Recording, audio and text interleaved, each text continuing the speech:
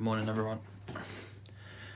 So already this morning I've had that battle in my mind. Should I walk to AA and have one or two drinks to kind of calm the nerves, or should I stay clean and drive there?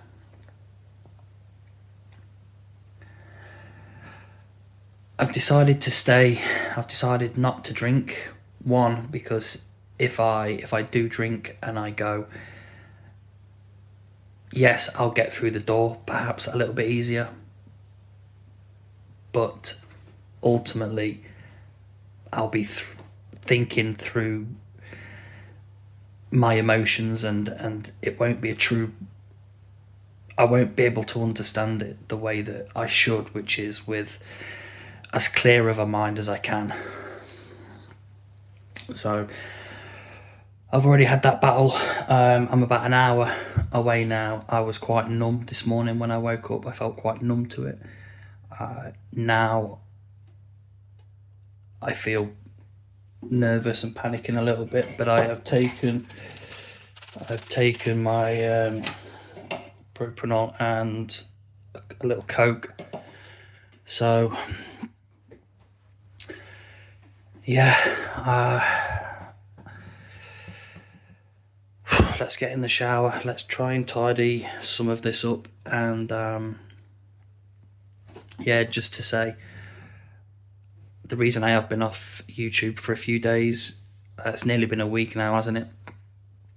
Is because I did start drinking again. I was reducing. I was doing 2-3 for a couple of days, and then I had 2 days where I did, I think, 10, which is 40 units, which is, you know, a full bottle of vodka's worth. And then I went down to 4 yesterday, which 4, that's 4, 8, 12, 16 units. So that's not too bad. And I feel okay so far. Am I gonna drink when I get back? I don't know. I'm hoping that I can learn something at AA today. I don't know. Anyway, I'm going to grab a shower and I'll see you all later. What's up everyone? So there it is, 5 to 12. Starts at 12:15. Obviously, because of how nervous I get, the glasses are on, the hat is on. I'm all in black, colour of choice, always has been. Right, let's get ourselves over there. Okay, so here we are. Here's like another ridiculous thing, yeah, that's just happened. I drove to where the meeting's being held. Couldn't find a spot. There was a school near it. I don't know, so I've just drove to, I don't know. I don't even know if you're allowed in the actual, because it's held in or what I believe is I think it's held in the fire station, but that seems a little bit odd to me, so I don't know whether I could park in their car park. So I panicked and I drove 2 streets away. So I'm here now, 2 streets away. I'm going to walk over now. Just walking in and asking where the meeting is already terrifying me, if I'm honest. I am scared shitless.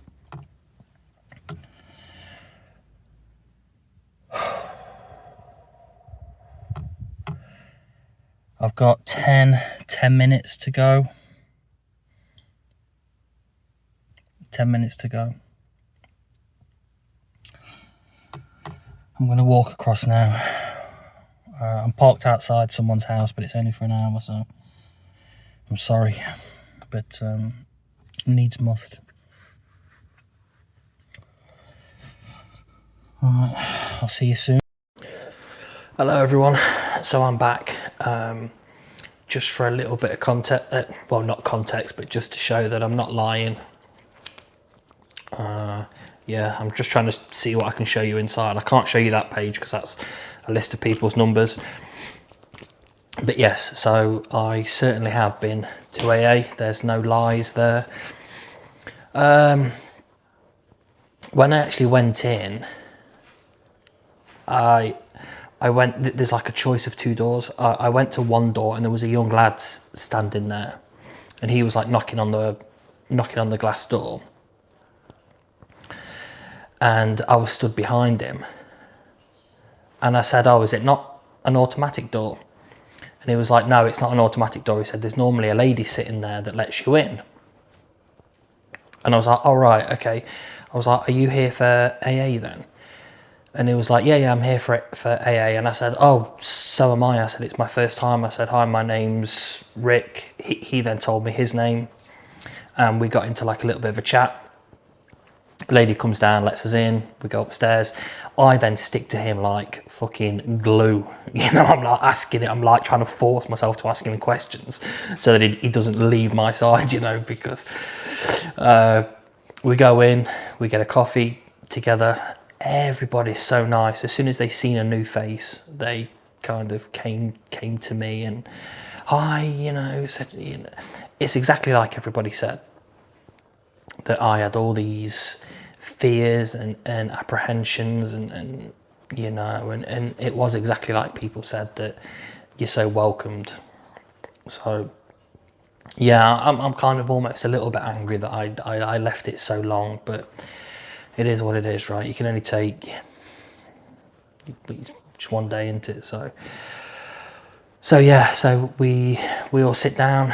A lot of people came up to me prior and said, "Oh, hi, what's your name? Are you new?" I was like, "Yeah, I'm Rick," etc., etc.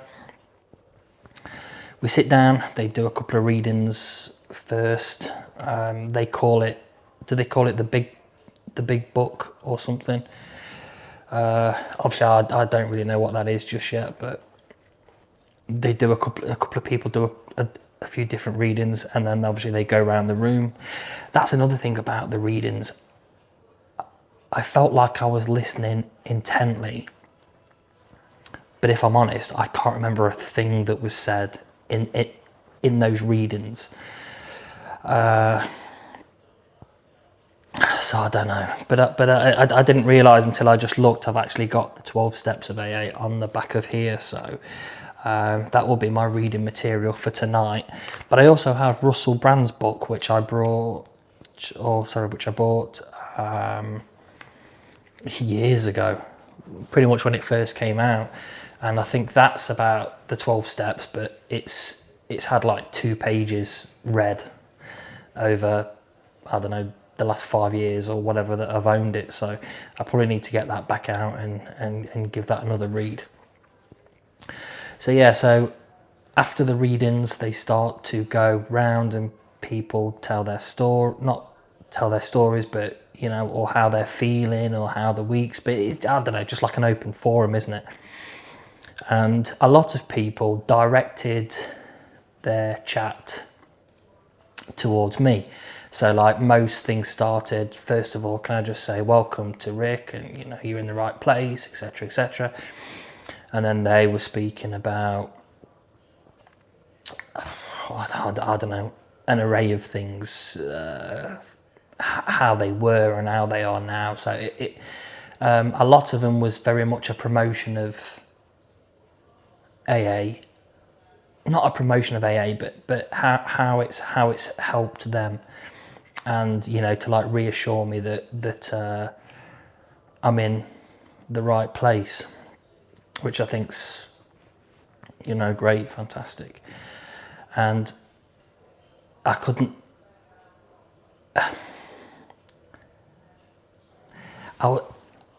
I just, it almost made me feel a little bit uncomfortable because everybody was speaking directly to me, pretty much, apart from I think 2 people that were trying to explain their weeks or you know, but most of it started with, so I was very much a focal point.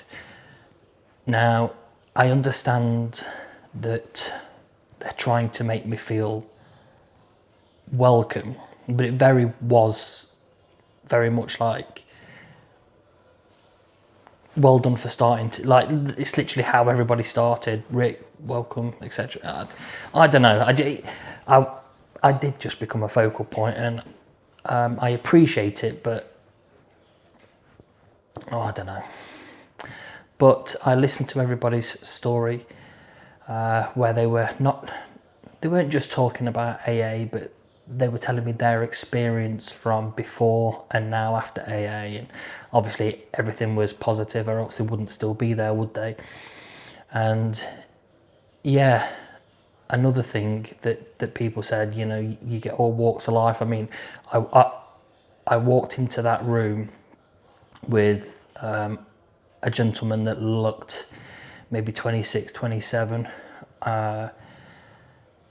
and he was struggling, and then there was a lady there that looked kind of well-to-do, you know. She actually said that she'd not long been back from a cruise, and you know, she was, or had struggled from addiction.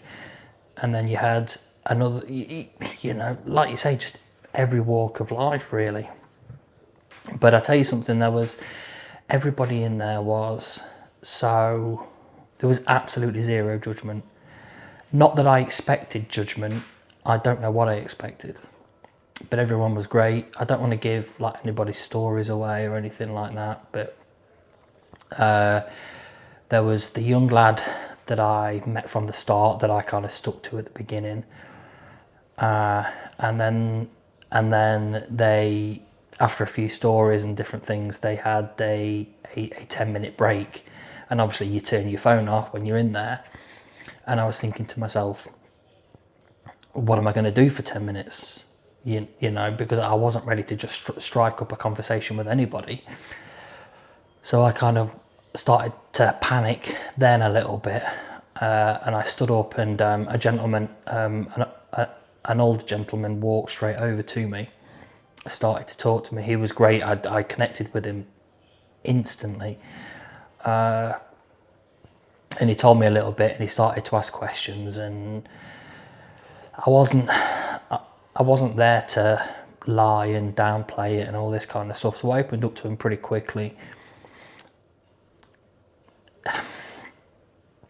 I just like, even though I was fighting so hard for the emotions not to come out, they just came out, all this kind of stuff, and I'm wiping my eyes, and you know, I'm like, fuck's sake, gee, you know what I mean? Like, I tried so hard the first part of the session to kind of not to kind of put up this bravado, this ego, that, you know, and yeah, he broke me, and you know, but I do break when I'm asked questions, and that's just the truth. Ask me a couple of questions, and I just fold like a red hot Mars bar, you know.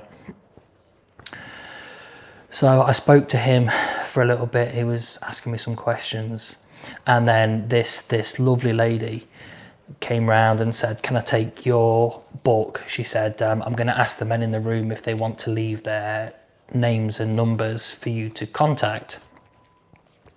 And not everybody, but most of them. 1, 2, 3, 4, 5. So I've got 5. You know, names and numbers to call. Obviously, at the minute, I doubt very much I will use them. Hopefully, I can see them again next week. And then obviously we went back for the second session. Not second session, second part of the session. It was more of the same from the first, a few more readings. But, you know, everybody addressed me so well and said, you know, this is the place to be. Whether or not it is, I don't know. It felt awkward. It felt awkward. But I didn't hate being there, I think, is probably the fairest way to say it. You know, The problem is I'm thinking with an alcoholic mind, aren't I? I'm not seeing AA the same way everyone else is. So I'm not going to give up on it just yet. But then at the end, I know it sounds weird, but I don't even like the fact that it's called the fellowship. Like, they call it the fellowship, don't they? That seems like, people have said it's culty and stuff like that. That does sound kind of culty to me, if I'm honest. The fellowship, I don't know, it's like something like Lord of the Rings bollocks or something like that, you know what I mean? I don't know, it's just a bit cringy for me, yeah. But I get it, and I understand that I don't understand, so I'm certainly not going to give up on it just yet. Because everyone was amazing, and some people said, because I was like, should I say anything or should I speak? I didn't say a word other than thank people, and then obviously when people spoke to me directly in the middle, like in the mid-session, when that gentleman spoke to me in the mid-session, and then I just kind of thanked everybody, and there was but then at the end they did this thing where you all kind of hold hands and wave your arms about and say things. I don't know, like, I watch like a lot of horror movies, like, like in the fields where they're doing all this kind of stuff, and then they burn somebody at the stake. I don't know. That was a little bit weird for me, if I'm honest. That's not my kind of thing. As I sit here now, that doesn't seem necessary to me. But again, I have to be a sponge. I have to be an open book right now, or else I'll learn nothing. I could do 10, I could do 20, I could do 30 sessions of AA, and if I don't think it's working as well as I expect it to, then I can try something else, can't I? But everyone there was great, Like, I fear, because of my anxiety and stuff, I fear like situations, right? I build up stereotypes in my mind, and I think, if I saw a person, almost like how I'd expect them to be, there was a guy there, right, that you'd expect.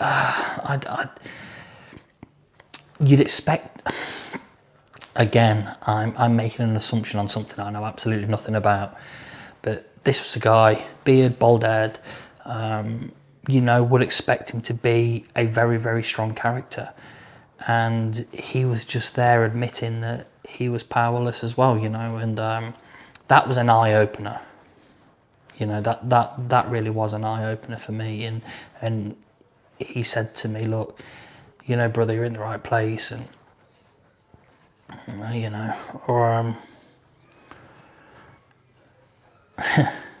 I always use the word brother, by the way, when I refer to other men, and someone said to me years ago, like, why do you always say brother? And I say, because I will treat you that way until you give me a reason not to. I don't know, I think my heart's in the right place. I'm just it's just a Scrabble up top, right? So,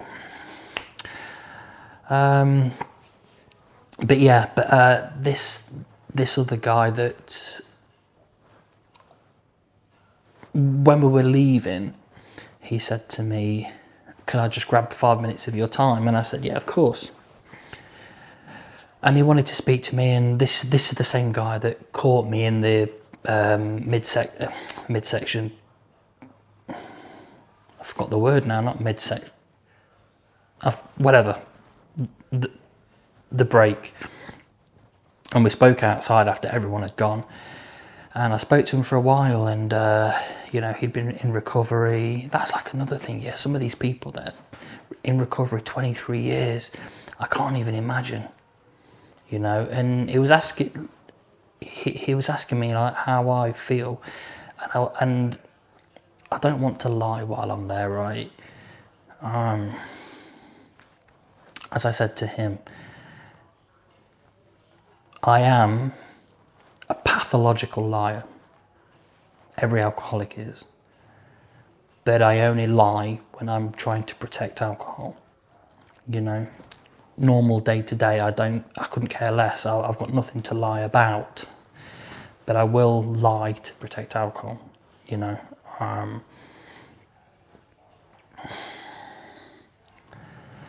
Anyway, we spoke after, and I went through. I spoke about obviously the situations and the anxiety and what I need to consume just to kind of get through the day, and he kind of reconfirmed everything that I already know, and that's not me. Like, I understand why I'm in the mess that I'm in. But he reconfirmed and said, look, nothing. He said he went the same way. He thought, I'll have some drinks. I'll fix these problems in my life. I'll fix these problems in my life, and then when I no longer have them problems, then I can stop drinking because I don't need to think about the problems. He said it's not worked for 100 years, and it will not work for the next millennia. He said you have to surrender to the alcohol first. Not surrender to the alcohol, but you have to understand that you need to fix that problem before any other. And he was taking me through some examples, and I fully understand it. And I don't know, he was just a great guy. He told me to text him, ring him anytime. He said, I can pick you up next week if you want. He's from Derby. He was a great guy, But I was honest with him, and I said, I am in denial. I am in total denial. Even when I was there and I was hearing stories, I was like, I'm not as bad as you. I can fix this on my own. Now, this will annoy a lot of people in the comments, but that's the truth. If I'm going to start being honest and I'm going to tell you how it is, that's the truth. I still do. As I sit here now, I still do, which means I have to force myself to AA, I have to force myself to STARS, I have to force myself to the GP. I still think, do you know what's weird?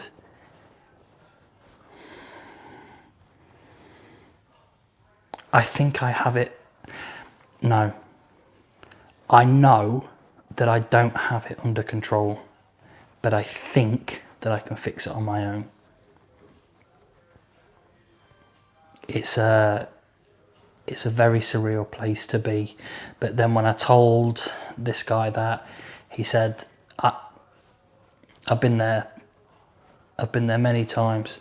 And he was telling me, and I don't know. I mean, there's that saying, isn't there? I can't remember it word for word, but don't look at the differences, look at what you have in common. A guy was on a cruise ship, nearly died, someone else was doing something else, there was this, that and the other, and I'm like, I just kind of drink at home, and but like, I did notice a comment that someone said the other day, because I do read most of the comments. I might not reply all the time, but I do read most of them, where like someone said, this guy thinks that he's not as bad as others. Well, you've broken your finances. You've lost your wife. This is a person that I've been with for over 20 years. I've never known anybody else. I ruined that relationship with an amazing person. All of the guilt now and everything that I have, and the financial situation, which is dire. You're not gonna lose your house because you can sell it prior to physically losing it, but you've still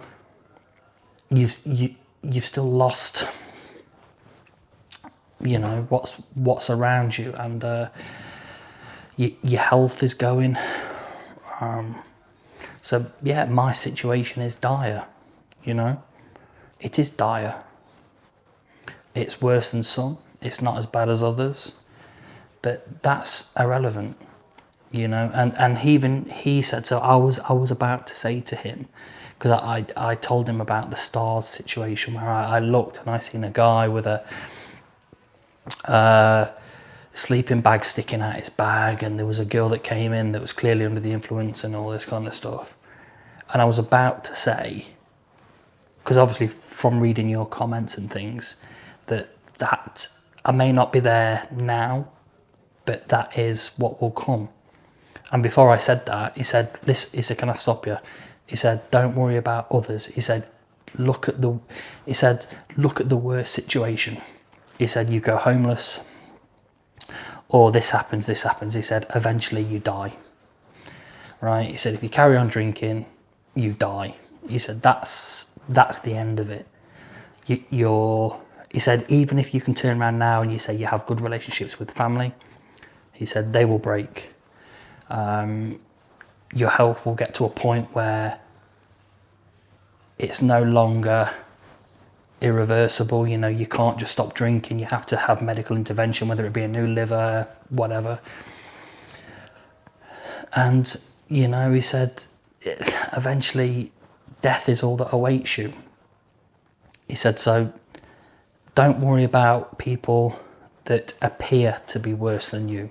He said, because if you continue to drink, he said, you'll end up there and end up dead. He said, there's no in between, so he kind of cut me off and answered what I thought I was going to tell him. So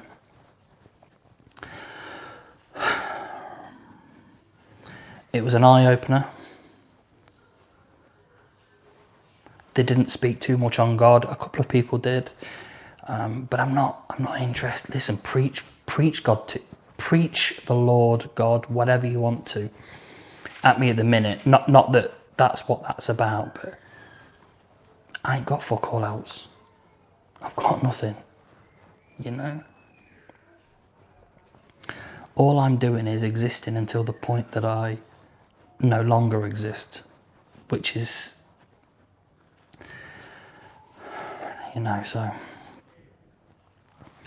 either way, I liked it. I can't remember everybody's names. I've got 1, 2, 3, 4, 5. I can only actually remember the faces of 2 of these, which is a shame, really. But again, like I say, I was just nervous and I was terrified, and everything in between. So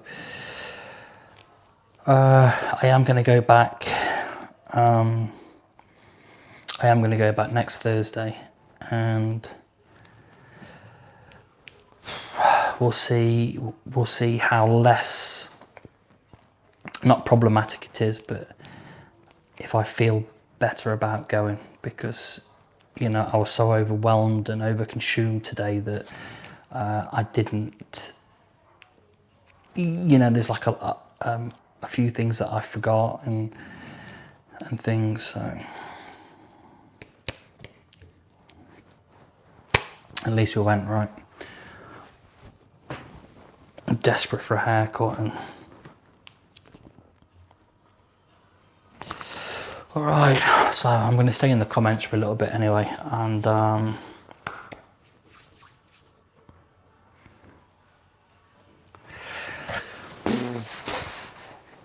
yeah. All right. I'll see you all soon.